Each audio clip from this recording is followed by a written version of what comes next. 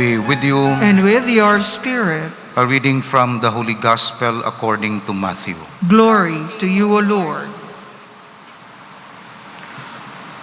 While Jesus was speaking to the crowds, his mother and his brothers appeared outside, wishing to speak with him. And someone told him, "Your mother and your brothers are standing outside, asking to speak with you." But Jesus said in reply to the one who told him, "Who is my mother? Who are my brothers?" And stretching out his hand toward his disciples, he said, "Here are my mother and my brothers, for whoever does the will of my heavenly Father is brother and sister and mother." The Gospel of the Lord. Praise to you, Lord Jesus Christ. The basis of our relationship is not blood, it's not even economic, intellectual status, but obedience to God. That's why Jesus said, "Whoever does the will of my heavenly Father is my brother, my sister, my mother." Of course, the relationship is based on doing the will of God, and Mary did the will of God, and Peter and Paul and Matthew and the saints, and therefore they remain our brothers and sisters. Namigid nga ang aton friendship na base sa aton desire to do the will of God. Kaya may mga friendship nga iban ang yabasihan kung kaya sa sinful basis sang friendship, sindikato, magmanipular, magdaya na mga ga-friend sila kay may ila interest. Pero subong ginaremind kita ni Jesus, yung friendship in the church, even the presbyterium, even the relations of priests with one another and with their bishop and with the other priests, is based on doing the will of God. Friend kita, upod kita sa pagtuman sang plano sang Dios. Associations, ministries, miguhay kita, upod kita, mayong pagtamdanay naton, hindi sa political purpose o economic purpose, kundi sa spiritual purpose, nga himuon naton ang pagbuot sang Dios. Now we deepen our understanding of the teachings of the church. If you have the green book, we are already on page 68. It's about the knowledge of God. Kaghambal naton, may tatlo ka doors available to know God, to increase our knowledge of God. The door of nature, because we know the Creator through the attributes He shared or perfections He shared in His creatures, because all His creatures, each creature reveals, manifests the attributes of God. So therefore, when you examine the creation, indirectly you will know the perfection of the Creator. Another door is man or human person, because man is created in the image and likeness of God. Junior sang Diyos ang tao. Hindi bala kung may junior ka, pero pareho ka mo itsura, pero pareho ka mo batasan gawa. Do junior kagid ni senior. Na ti kun makilala mong junior, indirectly may knowledge ka man sang origin. Na because man is created in the image and likeness of God. Pero ang pinaka namigid kag may fullness among ginatawag naton revelation, iniiya initiative sang Dios na naog para mag-reveal, ari na ako. That's why si Jesus is the revelation of God the Father. So pwede mo makilala ang Dios sa nature, sun, moon, sa ila attributes, beauty and perfection, cause and finality, whatever. Makilala mo man ang Dios sa tawo, sa isig katawo mo. Kaya ang ilang moral conscience, ang ilang goodness, nag-reveal. Kita mo, ang santos, kilala nato ng Dios tungod sa santos, tungod sang work ya kay San Agustin. Si San Agustin hindi impediment sa pagkilala sa Dios, kundi si San Agustin nag-reveal sang goodness sang Dios, forgiveness of God, grace of God. So ginatudlo ya permi sa Dios. And of course, si Jesus Christ gid. Sino pa gid ang mas mapakilala sa Dios kung hindi si Jesus? Insider siya sang Blessed Trinity. The rest outsider. Si Jesus siya insider. So kung insider ka, kilala mo dito sa sulod balaan mo, mas ma-reveal mo kung sino gid ang nature sa Dios. That's why ang story ni Jesus, preparation sa Old Testament, birth, resurrection, etc. sa New Testament, and then extension sa church, sa Holy Spirit, sa Romans, sa letters ni Saint Paul. So iyan na sang church, nag-reveal sa aton sang actions, will, decrees, attributes of God. So ara kita sa divine revelation. Sa nabutang diri, if anyone stands in a room behind a curtain, he perceives all those who are passing in the street, and they see him not. So, kita sang Dios, pero hindi naton siya makita totally. Amo nang iyang analogy. But if he makes himself known by speaking, o manaog siya, the passers-by are able to recognize him. Such is our relationship to God. He sees us, but conceals himself from our eyes. Ti Lord nga ginatago o may mo kaugalingon, hindi mo na lang pag-reveal gid nga as you are. Mapatay kita. Harada sa Old Testament, ang makakita sa Dios sa sining bodily sinful state, condition, hindi makakontain sang beatific vision. Hindi mo makontain ang happiness.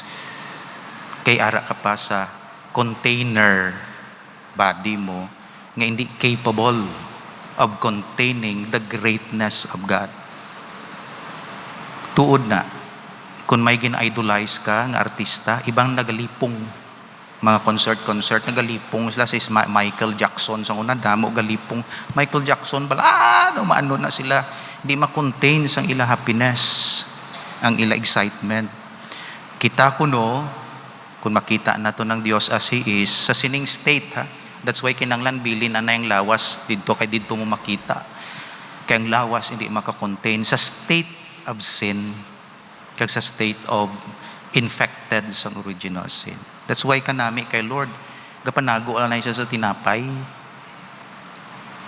Pero pareho man na sila.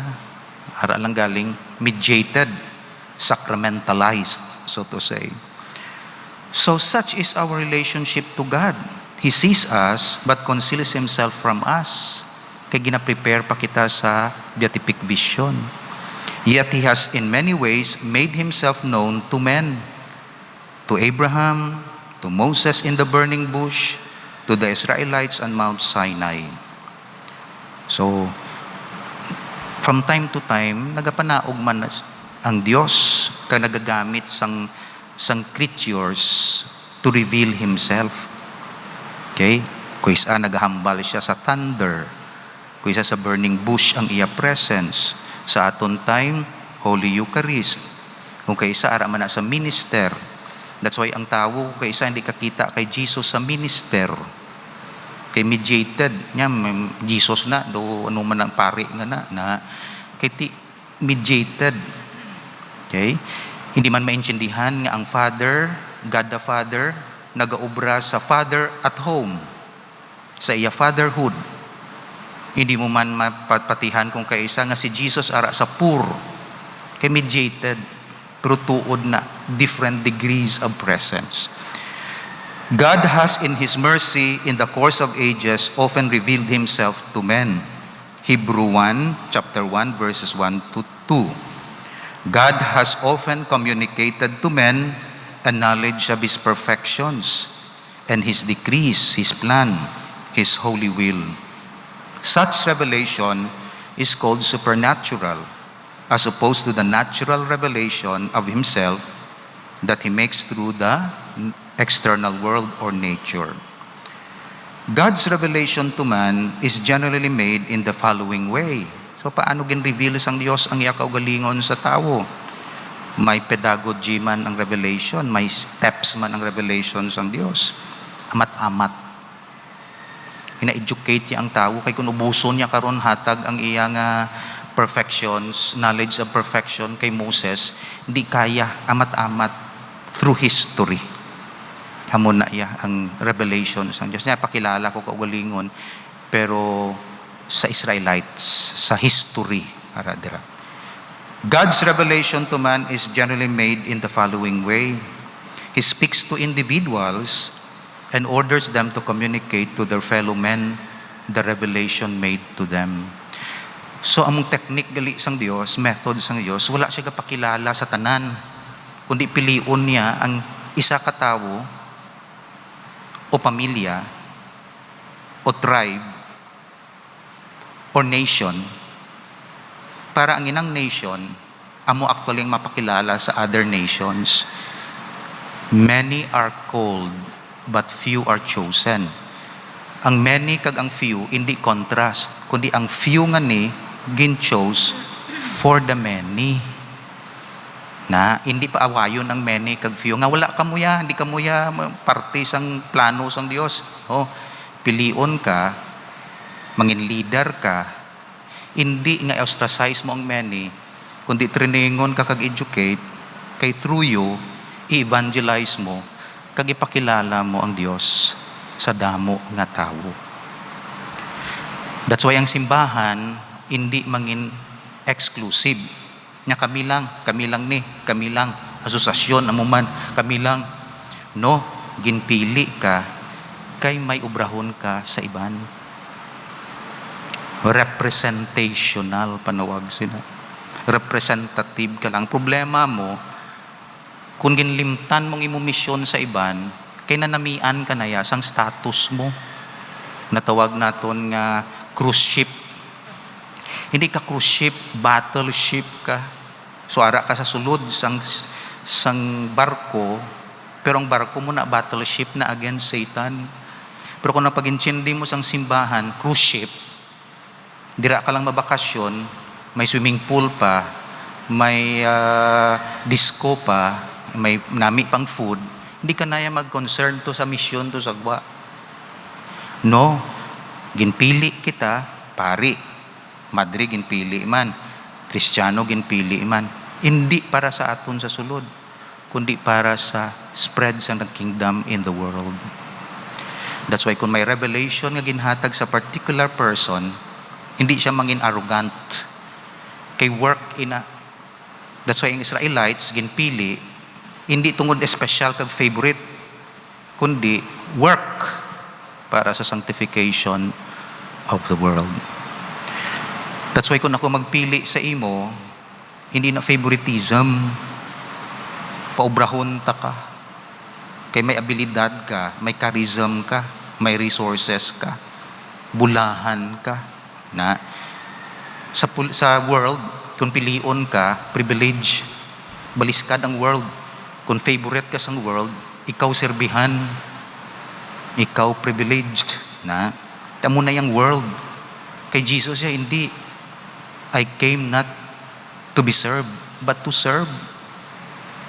Kaya mo ng purpose. That's why mga martas, mga lectors, mga muna, hindi na tungkol nga, namigi kami yan. No, it's actually work. Pisan kami nga pari niya, hindi na namigi yan, abilidad kami. No, ginpili ka, kay may work ka. That's why kung pilion ka sang Diyos, preparar. Kay may paubra siya sa imo. Hindi niya favoritism. So be careful when you say, Lord, use me. Andam ka, kay paubrahon niya ka. Of course, Lord, use me after ma-empower mo ako para sa imo obra.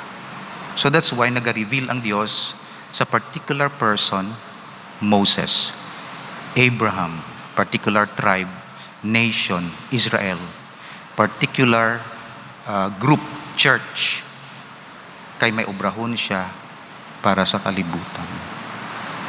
So ikaw ginpili na, ginbaptized ka na, ginpili ka na. Hindi na for your benefit alone. It's for the benefit of the world. That's why when God gives you some privilege of revelation, even private revelations, it's not for you. It's for the sanctification of others. So amo na ang aton spirituality, amo na ang pagtanaw naton sa aton mga privileges and prerogatives and authorities sa simbahan. It's always for the spread of the kingdom of God and for the glory of God. Amen. All-powerful and ever-living God, we pray to you, cast out from our hearts the darkness of sin and bring us to the light of your truth, Jesus Christ, who lives and reigns with you and the Holy Spirit, one God forever and ever. Amen.